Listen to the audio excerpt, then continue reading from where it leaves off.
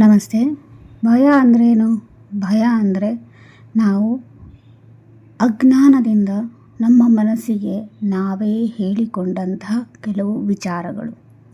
ಕೆಲವರಿಗೆ ನೀರು ಕಂಡ್ರೆ ಭಯ, ಕೆಲವರಿಗೆ ನಮ್ಮ ಭವಿಷ್ಯ ಹೇಗಿರುತ್ತೆ ಅನ್ನೋದ್ರ ಬಗ್ಗೆ ಭಯ, ನಮ್ಮ ಮಕ್ಕಳ ಭವಿಷ್ಯ ಹೇಗಿರ್ಬೋದು ಅನ್ನೋದ್ರ ಭಯ, ಅಥವಾ ಸಂಬಂಧಗಳಲ್ಲಿ ಬಿರುಕುಂಟಾದಾಗ ತಕ್ಷಣ ಇವರೆಲ್ಲಿ ನಮ್ಮನ್ನು ಬಿಟ್ಟು ಹೋಗ್ತಾರೋ ಅನ್ನೋ ಭಯ.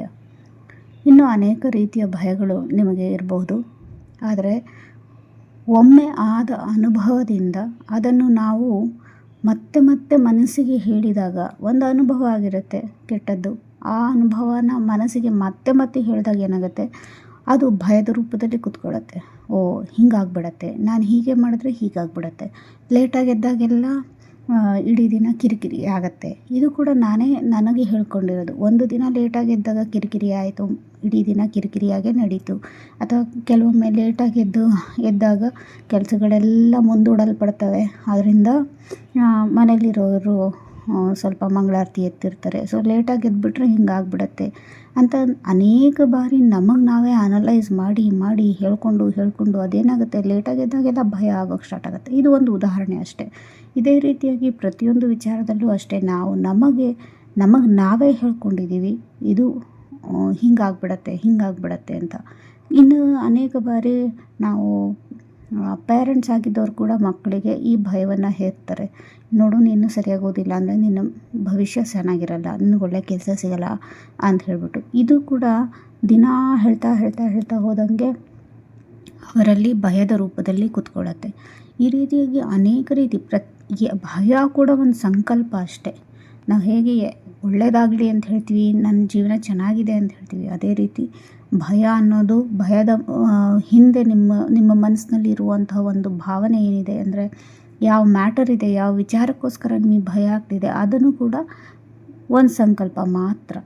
ಆ ಸಂಕಲ್ಪ ಅಜ್ಞಾನದಿಂದ ಬಂದಿರೋದು. ಅಂದರೆ ಅದೇ ಸರಿ ಅಂದ್ಕೊಂಡು ನಾವು ತಿಳ್ಕೊಂಡಿರೋದು, ಬಟ್ ಅದು ಸರಿಯಲ್ಲ.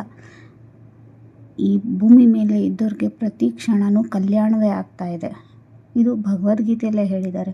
ಕಲ್ಯಾಣನೇ ಆಗ್ತಿದೆ ಅಂದಾಗ ಕೆಟ್ಟದ್ರಲ್ಲೂ ಒಳ್ಳೆಯದೇ ಆಗ್ತಾ ಇದೆ ಅನ್ನೋದು ನಾವು ತಿಳ್ಕೋಬೇಕು. ಒಂದು ಆಪ್ರೇಷನ್ ಆಗ್ತಿದೆ ಅಂದಾಗ ಏನಪ್ಪ ಇವ್ರಿಗೆ ಆಪ್ರೇಷನ್ನ ಅಂತ ಅನೇಕರು ಭಯ ಪಡ್ಬೋದು. ಆದರೆ ಆ ಆಪ್ರೇಷನ್ ಆಗ್ತಾ ಇರೋದು ಅವರನ್ನು ಗುಣಪಡಿಸ್ಲಿಕ್ಕೆ ಹೊರತು ಅವರನ್ನು ಗುಣಪಡಿಸ್ದಲೇ ಅವರ ಜೀವನ ಹಾಳು ಮಾಡೋಕ್ಕಲ್ಲ. ಬಟ್ ಆ ಚಾತುರ್ಯದಿಂದ ಅಥವಾ ಅವರಿಗೆ ಆ ಒಂದು ಆಪ್ರೇಷನ್ ಸಕ್ಸಸ್ ಆಗದೇ ಇರೋದರಿಂದ ಏನಾದರೂ ತೊಂದರೆ ಆಗಿದ್ದರೆ ಅದು ಬೇರೆ ವಿಚಾರ. ಆದರೆ ಭಯಪಡೋ ವಿಚಾರ ಅಲ್ಲ. ಯಾಕೆಂದರೆ ಆಪ್ರೇಷನ್ ಮಾಡ್ತಿರೋದೇ ಅವರು ಗುಣವಾಗಲಿ ಅನ್ನೋ ಒಂದು ಭಾವದಿಂದ. ಅದೇ ರೀತಿಯಾಗಿ ಜೀವನದ ಪ್ರತಿಯೊಂದು ಹೆಜ್ಜೆಯಲ್ಲೂ ಕೂಡ ನಾವು ಭಯ ಪಡಲಿಕ್ಕೆ ಏನು ಕಾರಣ ಇದೆ ಅದಕ್ಕೊಂದು ಸಮಾಧಾನವನ್ನು ಹೇಳಬೇಕು. ಭಯ ಅನ್ನೋದೊಂದು ಸಂಕಲ್ಪ ಅನ್ನೋದಾದರೆ ಅದರ ಪರಿಹಾರ ಕೂಡ ಸಂಕಲ್ಪದಲ್ಲೇ ಇದೆ. ನಾವೇನು ಅನ್ಕೋತೀವಿ, ಈ ವ್ಯಕ್ತಿ ನೋಡಿದ್ರೆ ನನಗೆ ಭಯ, ಹಾಗಾದರೆ ಆ ವ್ಯಕ್ತಿಯನ್ನು ಹೋಗಿ ಮಾತಾಡ್ಸೋದ್ರಿಂದ ಭಯ ಹೊರಟೋಗುತ್ತಾ? ಆ ವ್ಯಕ್ತಿಯನ್ನು ಹೋಗಿ ನೋಡಿ, ನಿಮ್ಮನ್ನು ನೋಡ್ರೆ ನನಗೆ ಭಯ ಆಗುತ್ತೆ, ಹೀಗೆಲ್ಲ ಹೇಳಬೇಡಿ ಅಂತ ಅಂದರೆ ಭಯ ಹೋಗುತ್ತಾ? ಹೋಗಲ್ಲ.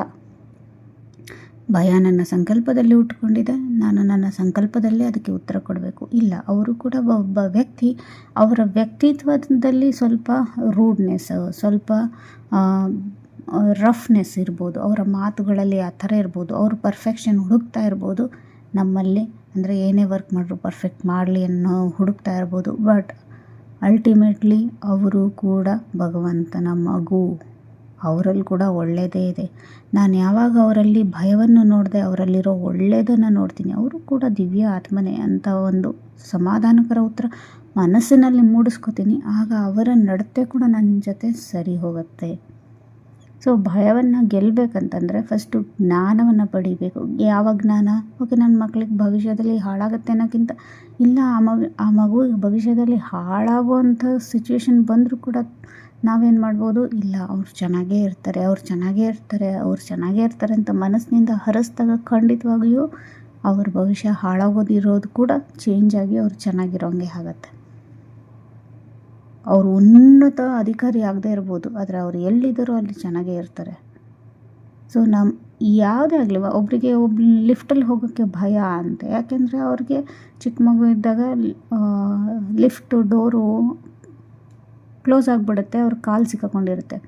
ಹಾಗಾಗಿ ಅವ್ರಿಗೆ ಇವತ್ತಿಗೂ ಲಿಫ್ಟಲ್ಲಿ ಹೋಗೋದು ಭಯ ಅಂತ ಹೇಳ್ತಾರೆ. ಆದರೆ ಆ ಭಯವನ್ನು ಹೋಗಲಾಡಿಸ್ಲಿಕ್ಕೆ ಏನು ಮಾಡಬೇಕು? ಓಕೆ, ಅದು ಅವತ್ತು ಸಿಕ್ಕಾಕೊಂಡಿದ್ದು, ಇವತ್ತು ನಾನು ಅಲರ್ಟ್ ಆಗಿರ್ತೀನಿ, ನಾನು ಜಾಗರೂಕನಾಗಿ ಲಿಫ್ಟನ್ನು ಹೋಗ್ತೀನಿ ಅಂತ ಹೇಳ್ಕೊಂಡಾಗ ಆ ಭಯ ದಿನ ಹೇಳ್ಕೊಂಡ್ರೆ ಅದು ಭಯ ಹೋಗುತ್ತೆ. Life is easy, life is easy, life is easy ಇಲ್ಲ, ಜೀವನ ತುಂಬ ಸುಲಭ ಅನ್ನೋದನ್ನು ಪ್ರತಿದಿನ 21 ಬಾರಿ ಹೇಳಿದಾಗ ಜೀವನದ ಬಗ್ಗೆ ಇರುವಂತಹ ಭಯ ಕೂಡ ಹೋಗುತ್ತೆ. ಏನು ಮಾಡೋದು, ಏನು ಕತೆ ಅನ್ನೋದಕ್ಕಿಂತ. ಸೊ ಈ ಮೆಥಡನ್ನು ಯೂಸ್ ಮಾಡಿಕೊಂಡು ನೀವು ನಿಮ್ಮಲ್ಲಿರುವಂತಹ ಭಯವನ್ನು ಹೋಗಲಾಡಿಸ್ಕೊಳ್ಬಹುದು. ಓಂ ಶಾಂತಿ. ನಮಸ್ತೆ.